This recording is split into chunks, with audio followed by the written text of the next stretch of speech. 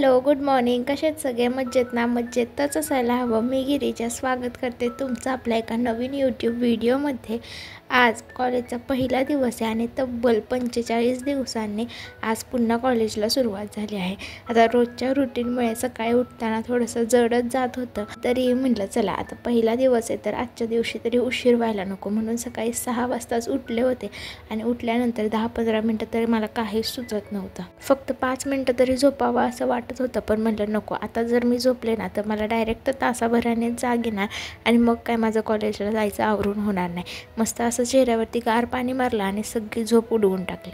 एका साईडला आंघोळीसाठी गरम पाणी होण्यासाठी ठेवलं आणि म्हटलं चला तेवढेच 10 मिनटं आहेत तर एकदम थोडीशी आणि बेसिक एक्सरसाइज करून घ्यावी.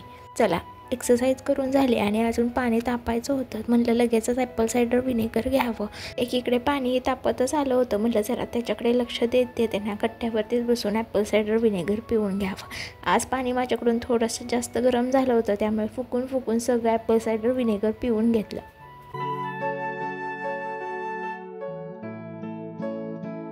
चला मस्त अशी आंघोळ करून फ्रेश झाले आणि लगेचच कॉलेजचा ड्रेस घातला, कारण पुन्हा एकदा मला कॉलेजचा ड्रेस घालायला वेळ अजिबात मिळत नाही. दूध होतं रात्रीचं, ते गरम करायला ठेवलं आहे. त्यानंतर म्हटलं चला आपल्या डब्यासाठी पोहे बनवावे आणि पोहे बनवण्याची सगळी तयारी करून घेतली. आणि माझ्या लक्षात आलं की घरातली हळद संपली. रात्री आणायचं मी विसरून गेले. मग सकाळी मस्त गाडी घेऊन गेले आणि हळद घेऊन आले. बघा गडबड काहीतरी होतेच.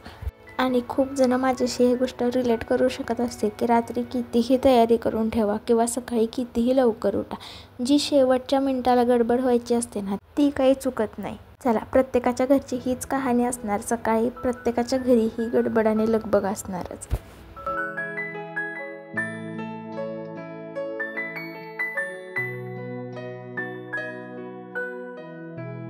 चला मस्त असे पोहे बनवून झालेत आणि त्यासोबत म्हटलं चला गाजर आहे घरामध्ये तर त्याची साल काढून तेही थोडेसे चिरून न्यावे.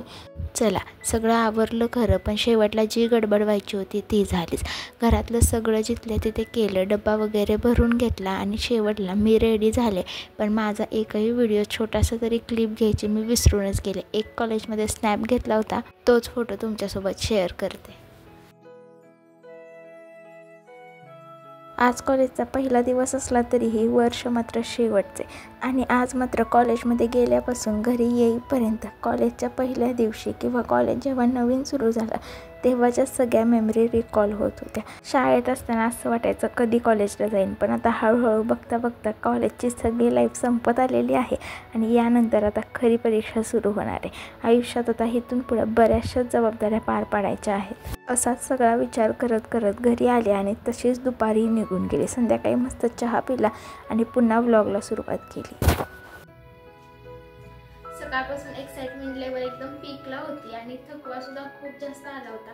आज माहीत नाही खूप दिवसांनी घरातून बाहेर पडल्यामुळे असेल कदाचित की इतकी मी कॉलेजवरून आल्यावरती कंटाळले होते ना की त्याच्यानंतर काही शूट करायची माझी इच्छाच झाली नाही.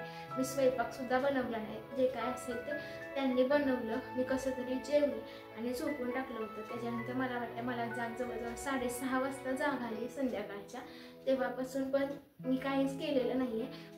उठल्या त्यांनीच मला चहा करून दिला. एक कोट चहा पिला आणि आत्ताशी मी थोडीशी फ्रेश झाली आहे.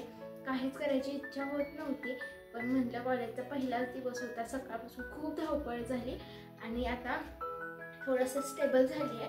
पण उद्यापासून हे रुटीन व्यवस्थितपणे चालू राहण्यासाठी आपल्याला रोजची कामं रोज केली ना तर उद्या सकाळी गडबड होत नाही.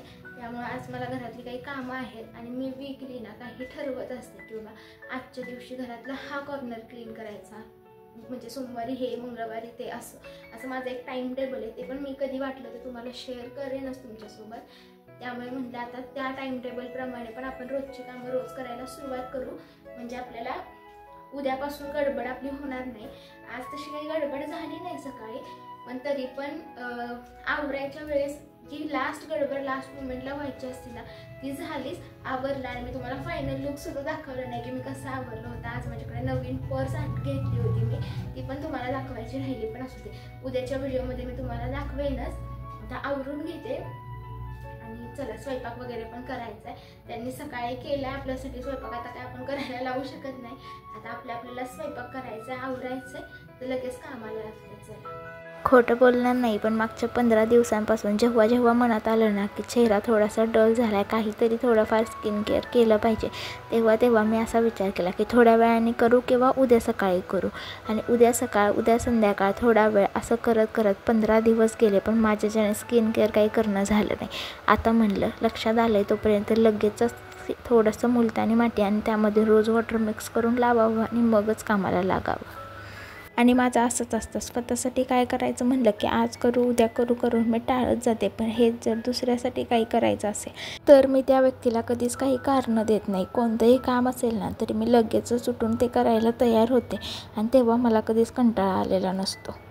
पण चला असू दे, आता इथून पुढे थोडंसं महत्त्व मी स्वतःलाही द्यायला शिकणार आहे आणि म्हणणार आहे कल करे सो आज कर, आज करे सो अभी. कारण जेव्हा आपण स्वतःला महत्त्व द्यायला लागू तेव्हा जग आपल्याला महत्त्व द्यायला लागेल.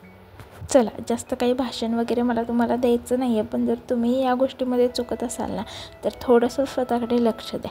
म्हणजे जास्त वेळ तुम्हाला भूतासारखा माझा चेहरा दिसायला नको म्हणून पहिले मुलतानी माती वगैरे सुकल्यानंतर चेहरा धुवून घेतला आणि खिडकी बरीचशी खराब झाली होती. लांबून जरी घरात तुम्हाला घाण वगैरे दिसत नसेल ना तरीही जवळून मी स्वयंपाक करते ना, त्यामुळे माझ्या लक्षात येतं की घरात आहे ना बारीक सारीक बऱ्याचशा ठिकाणी धूळ, घाण किंवा फोडणीचा चिकटपणा झालेला असतो. वेळच्या वेळेस त्या गोष्टी क्लीन केल्या नाही तर घरामध्ये झुरळ वगैरे अशा किडे वगैरे यायला सुरू होतात आणि जे मला माझ्या किचनमध्ये कधीच चालणार नाही.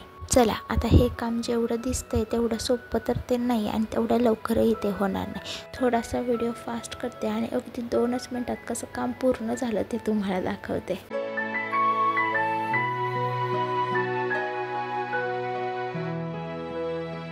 जर तुम्ही माझा व्हिडिओ रोज बघत असाल तर माझ्या किचनच्या खिडकीमध्ये ठेवलेल्या या ढीगभर बाटल्या रोजच बघत असाल आणि मला नावही ठेवत असाल. पण मी त्यामध्ये मनी प्लांट ग्रो करायला ठेवलं होतं आणि दुपारनंतर तिथे खूप छान सूर्यप्रकाश येतो, त्यामुळे मी ते तिथून उचललं नव्हतं आणि माझा मनी प्लांटही खूप छान ग्रो झालेला आहे.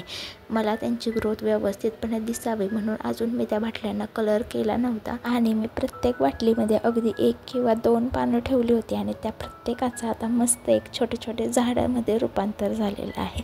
माझ्या मनी प्लांटचं ग्रोथ खूपच सुंदर झालेली आहे आणि लवकरच मी या बॉटल्सला कलर वगैरे पण करेन आणि ऑफकोर्स ती गोष्ट तुमच्यासोबत पण नक्कीच शेअर करेन. इथं प्रत्येक पान किती ग्रो झालं आहे ह्याचं बारीक निरीक्षण माझं चालू होतं आणि म्हटलं चला आता 6-7 बाटल्यांमधलं सगळं फक्त 2 वगैरे किंवा 3 बाटल्यांमध्ये करावं. आणि आज या बाटल्यांमधलं पाणी चेंज करायचा सुद्धा माझा दिवस होता. पावसाळा सुरू आहे त्यामुळे सांगते की कुठेही घरामध्ये किंवा बाहेरही आपण साचलेलं पाणी ठेवायला नाही पाहिजे, कारण त्यामुळेच भयंकर आजार पसरतात. आता हे आपण सगळं लहानपणी शिकलेलोच आहे, पण माझ्यातर्फे तुम्हाला एक छोटीशी आठवण करून द्यावी म्हणून सांगितलं.